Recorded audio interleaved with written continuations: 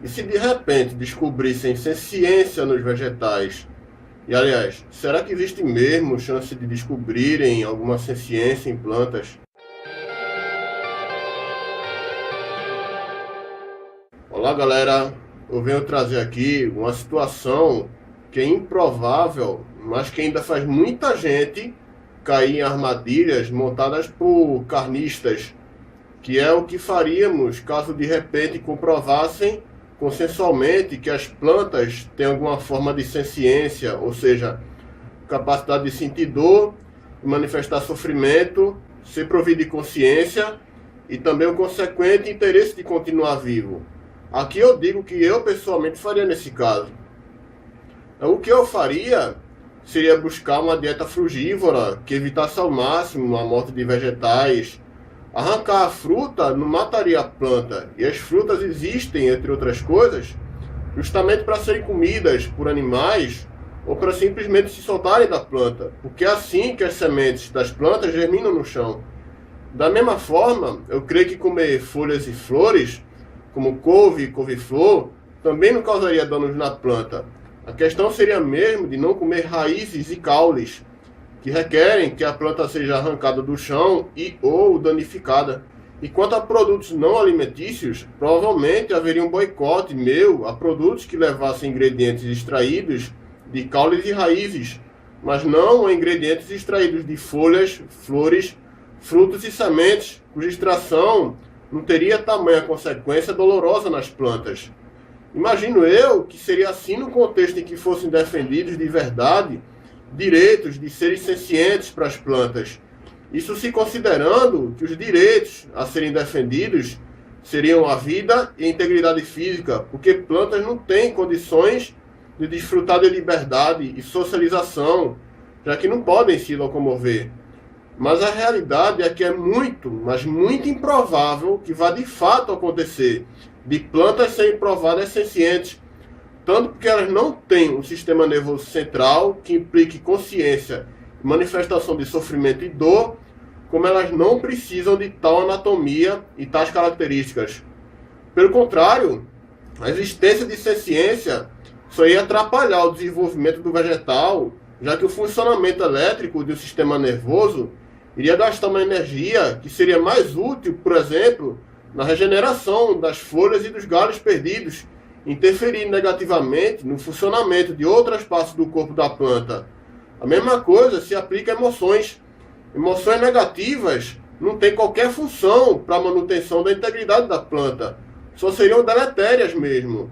E mesmo emoções positivas não fazem sentido no organismo que não tem como transformar estímulos emocionais em reações bioquímicas, por causa da ausência de sistema nervoso que interprete ações externas imateriais e estimule hormônios.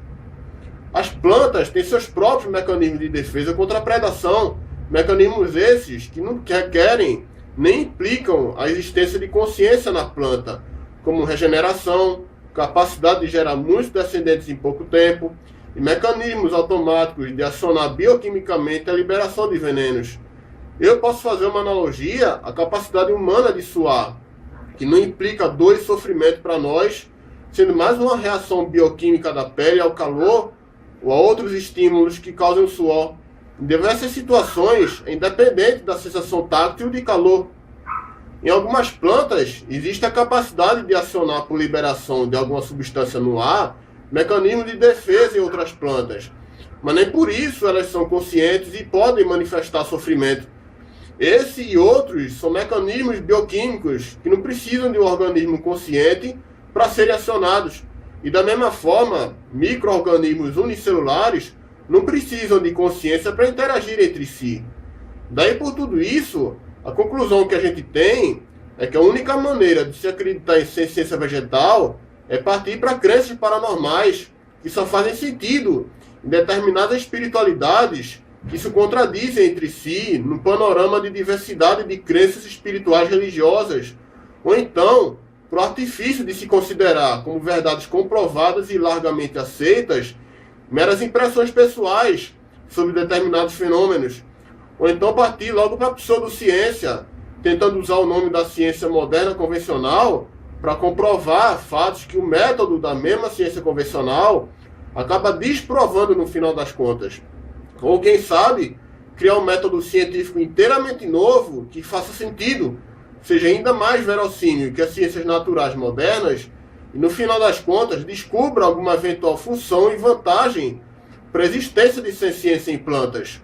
O curioso, aliás, quando se tenta falar de ciência vegetal, é que sempre que ela entra em cena, é para tentar nivelar para baixo, nunca para cima, a consideração moral de animais não humanos e plantas. É sempre para expor a linha de raciocínio de que se plantas sentem dor e têm interesses próprios e todo mundo come, então não tem nada de errado em comer animais, lhes causando dor e violando seu interesse de continuar vivo inteiro. Nunca, mas nunca mesmo, é para realmente defender direitos para as plantas, para incluir as plantas entre os sujeitos morais respeitados pelos humanos. É sim para tentar considerar sem ciência algo moralmente irrelevante e assim tentar validar eticamente o consumo de alimentos e outros produtos de origem animal. E mais uma coisa, é que em se falando de plantas como sujeitos morais, eu me lembrei de outra potencial pegadinha dos carnistas, que seria perguntar para a gente se realmente consideramos plantas seres moralmente inferiores. A resposta é que não dá para considerar plantas seres inferiores quando não se tem um parâmetro moral válido que permita a comparação entre uns e outros. Não dá nem para colocá-las numa pretensa hierarquia moral. Entre os animais humanos e não humanos, os parâmetros morais dos especistas são a inteligência, a capacidade de estabelecer raciocínio complexo, capacidade de manifestar vontades próprias por via de rebelião, entre outros. E todos eles caem como formas inválidas de se comparar humanos com não humanos, quando se percebe que nem todos os humanos têm o mesmo nível de inteligência, raciocínio e capacidade de rebelião. E o parâmetro dos anti-especistas é a ciência, acompanhada da consequente manifestação de interesses próprios. Se dois seres podem manifestar o interesse consciente de continuarem vivos e íntegros, devem os dois ser respeitados da mesma maneira, exceto em situações em que um desses inspire ameaça a nós. Já em relação às plantas, o único parâmetro moral possível que se tenta colocar é a vida, a qualidade de ser vivo. Mas, por outro lado, micro-organismos unicelulares e também células isoladas extraídas de organismos multicelulares, essas últimas, no intervalo de tempo pequeno, também têm vida. Isso não quer dizer muita coisa. Vida, por si só, não quer dizer nada sobre a qualidade moral de um organismo. Por isso mesmo é que não dá nem para fazer uma hierarquia moral, colocando indivíduos vegetais, algas, fungos e organismos unicelulares embaixo dos animais. Porque a vida, enquanto funcionamento biológico, por si só não é um parâmetro moral.